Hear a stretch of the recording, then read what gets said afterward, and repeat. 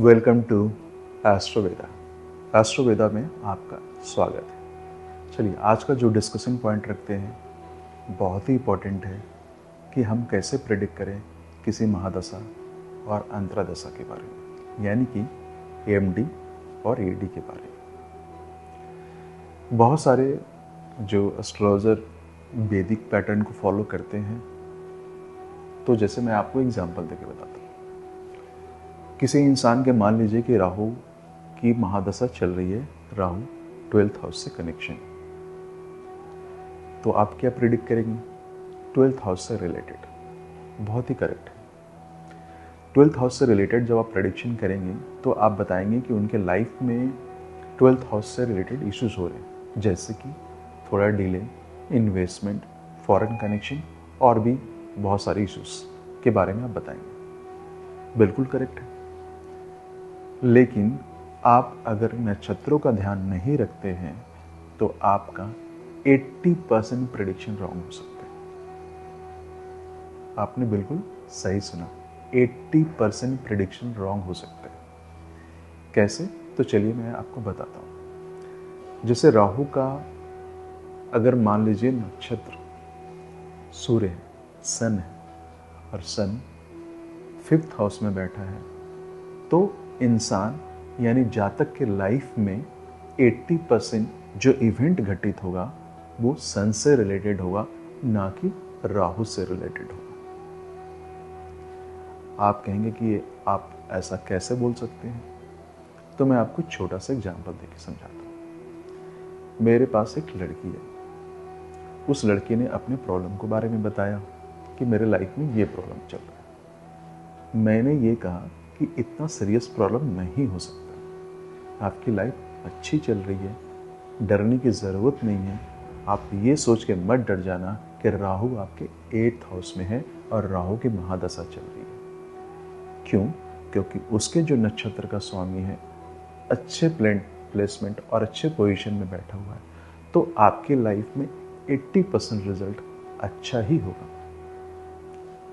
उस लड़की ने तुरंत ये जवाब दिया कि मैं बहुत सारे एस्ट्रोलॉजर से कंसल्ट किया, सबने यही बोला कि मेरी लाइफ में बहुत प्रॉब्लम आएगा, बट ऐसा नहीं हुआ। मेरे लाइफ में 80% चीज़ें सच में अच्छी चल रही है। तो आपने सोचा होगा कि मैंने कैसे डिकोड किया?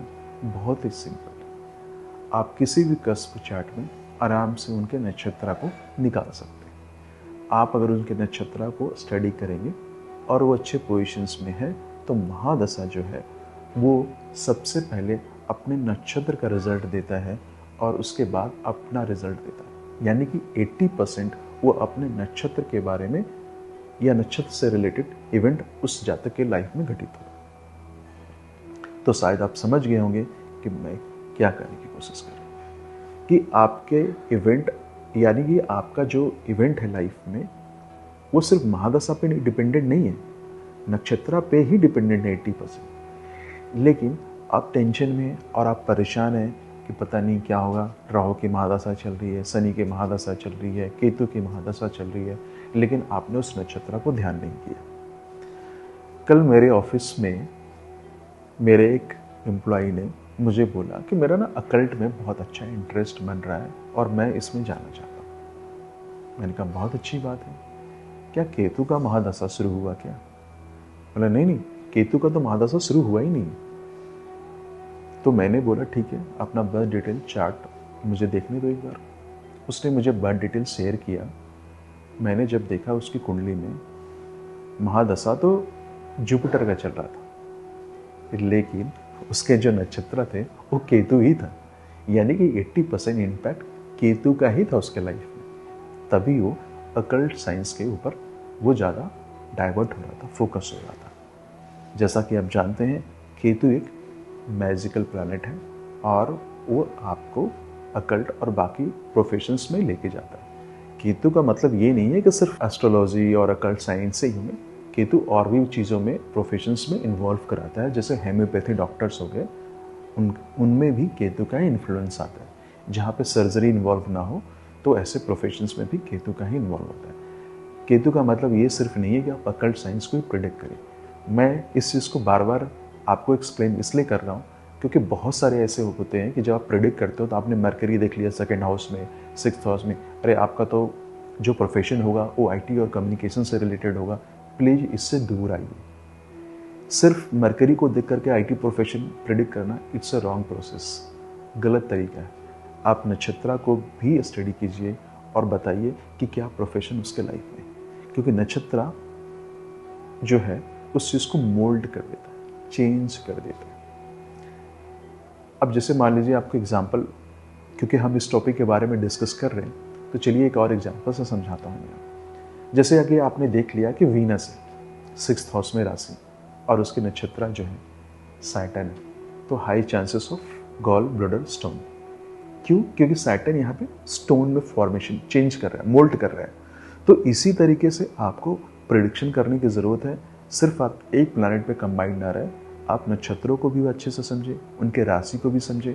और जो हम जल्दीबाजी में बहुत बड़ी मिस्टेक्स कर देते हैं, 12 जोडिएक साइंस के बारे में, 12 जोडिएक जो आपके साइन है उसको ज़रूर स्टडी करें, उनके बारे में ज़रूर ज़्यादा से ज़्यादा डिटेलिंग करें, क्योंकि वही आपको एक्यूरेसी दे सकता है। उसके एलिमेंट्स क्या हैं, वो वाटर एलिमेंट है, फायर एलिमेंट है, एयर एलिमेंट है, इसके बारे में भी स्टडी करें। उसका नेचर क्या है, कहीं म्यूट साइन तो नहीं है, इन सब बातों का भी ध्यान रखना बहुत ज़रूरी है, जो हम जल्दीबाजी सीखने में या पेशेंट के ऊपर अपना क्या उसको बोल सकते हैं इम्प्रेशन बनाने में हम इन बेसिक बातों को भूल जाते हैं।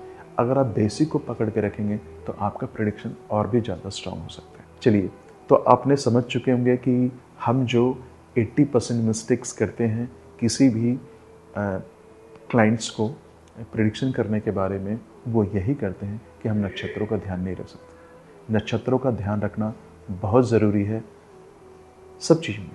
इवन मैं जब वास्तु भी आप मेरे अगर वास्तु को वीडियो भी देखेंगे तो उसमें मैं यही एम्फसाइज़ करता हूँ, इन्हीं चीज़ों के बारे में बताता हूँ कि आप अगर वास्तु भी करें तो नक्षत्रों का ध्यान रखें, ये बहुत ज़रूरी है। Thank you so much.